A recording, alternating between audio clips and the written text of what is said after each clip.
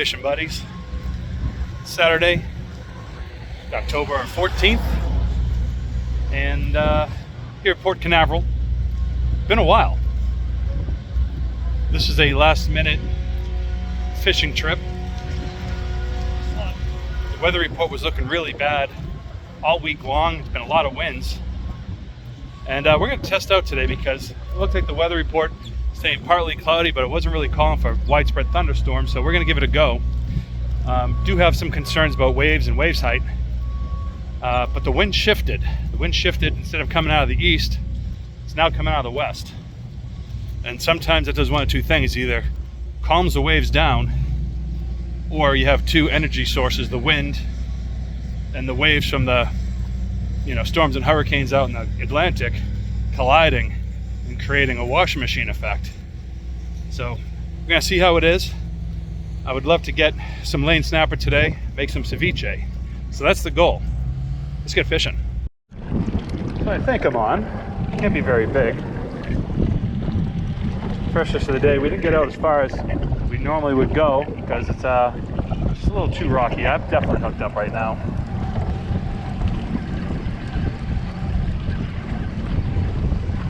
So we stopped at a spot that showed just a little teeny bit of life on it. This actually feels bigger as it's coming up. Oh, you gotta be kidding me, it's a catfish. We came all the way out here to catch a sail cat.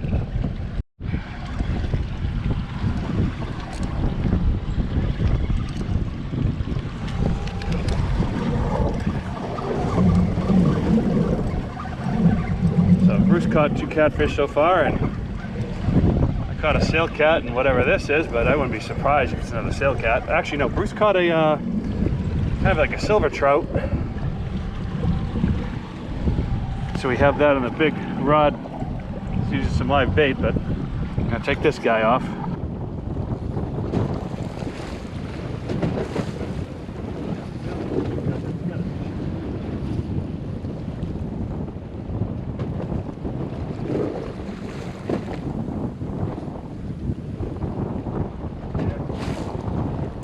Shark.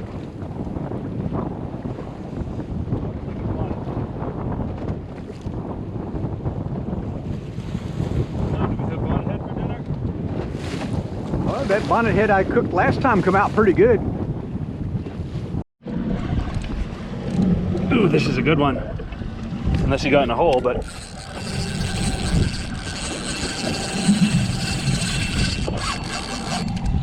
I'm thinking it might be a shark.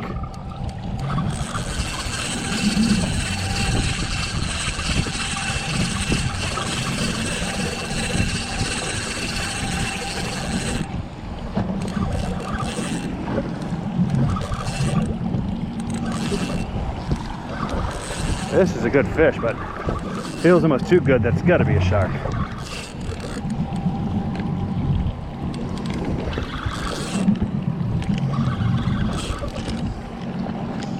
Yeah, it's a shark.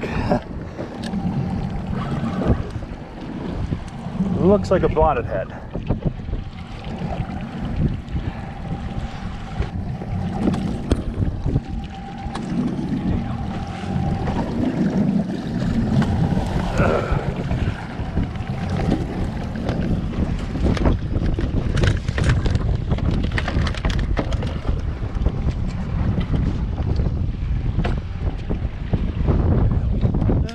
Sure. Let's see. Ooh. So here's a good size one. Do you want to take this and open the bail for me? And walk back.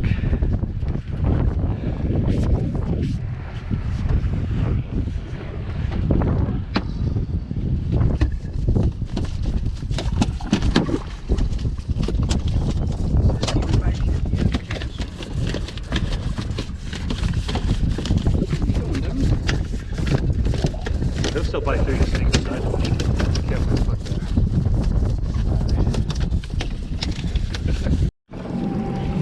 So this shark's a little different. I think this one's actually a little hammerhead instead of a bonnet head. So as you can see, this head is just a little bit different. There's a hammerhead, probably a scalloped hammerhead. where the other one was a different species of shark. This one's a different color as well. The other one's a bonnet head. This one's more of a bronze color. We're gonna get him back in the water quickly. My mission was clear today. I wanted to go out and catch some dinner.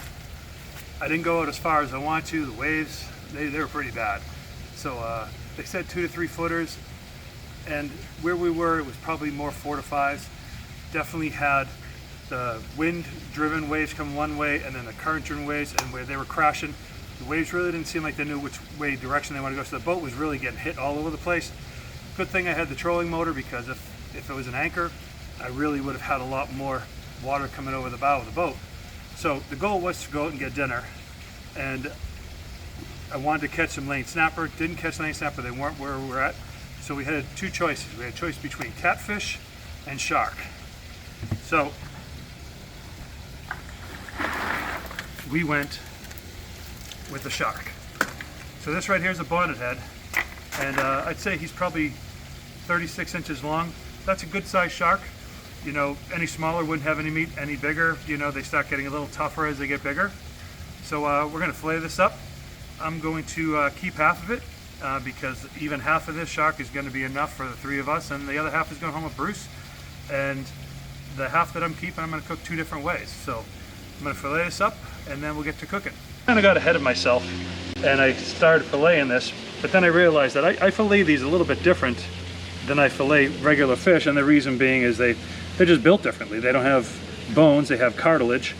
And so what I do is I start by cutting off the head, and then I cut off all the fins. And then earlier when I was out, after I caught it, I bled it out and I gutted it. So I cut out this area and I took out all the guts. And then you split it down, and then you can start separating the fillets from this kind of main cartilage here.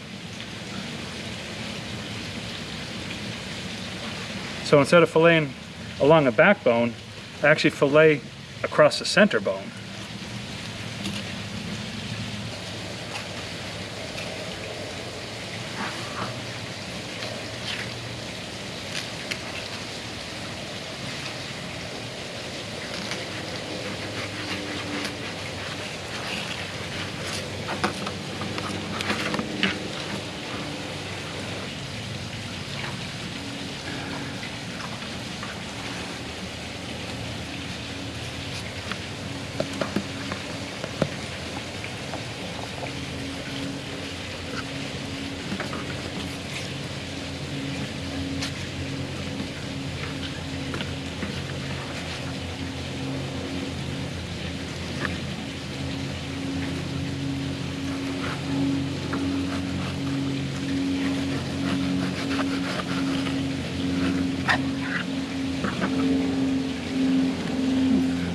So here is the shark, again marinated in Italian dressing, plated over some arugula with some baby cucumbers.